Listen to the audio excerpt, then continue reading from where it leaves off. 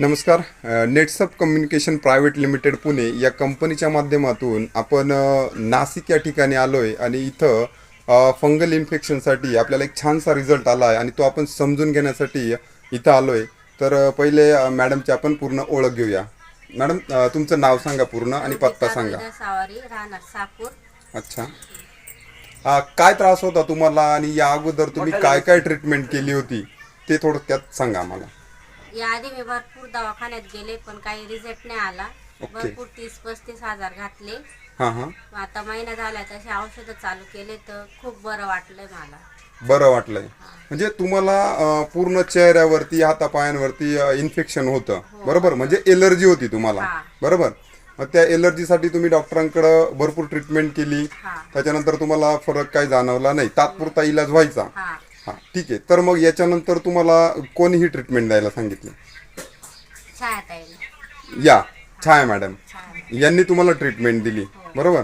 आणि ती ट्रीटमेंट तुम्हाला 15 दिवस घेतल्यानंतर वाटलं होतं का 100% तुम्हाला बरं वाटेल? पहिल्यांदा म्हणजे तुमचा विश्वास नव्हता, म्हणजे 1 महिन्यानंतर तुम्हाला आज पूर्ण प्रॉपर बरं वाटतंय, बरोबर ना?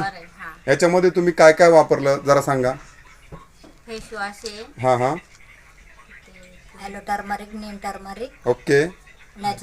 नॅचरमोरची पावडर आहे. हां. डेटॉक्स आणि न्यूट्रिलिव्हरच्या गोळ्या, बरोबर ना? म्हणजे हा कोर्स तुम्ही कंटिन्यू केलात आणि तुम्हाला अतिशय छान रिझल्ट आलाय, बरोबर ना? मॅडम, तुम्ही हे आता प्रेक्षक बघताय, यांना काय सांगाल तुम्ही?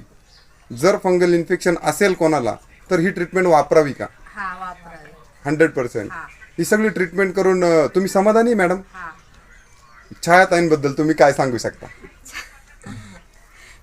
त्यांनी मला सांगितलं त्याच्याबद्दल काय नाही. मी भरपूर दवाखाना केला, पैसे घातले तर काही बरं नाही वाटलं. त्या माझ्याकडे आले, फक्त म्हणे बघ तुला काय वाटतं, घ्यायचं तर घे. पण मग माझ्या याने मी घेतलं, मला खूप बरं वाटलं. आता म्हणजे त्यांनी एक चांगलं काम केलंय का? तुम्हाला त्या त्रासापासून सुटका केली त्यांची, बरोबर ना?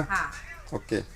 हे आहेत आमचे सचिन सर, इकडं माधव सर पण आहे आणि सगळ्यात चांगला सपोर्ट करणारे त्यांचे सासरे सहाने सर पण इथं.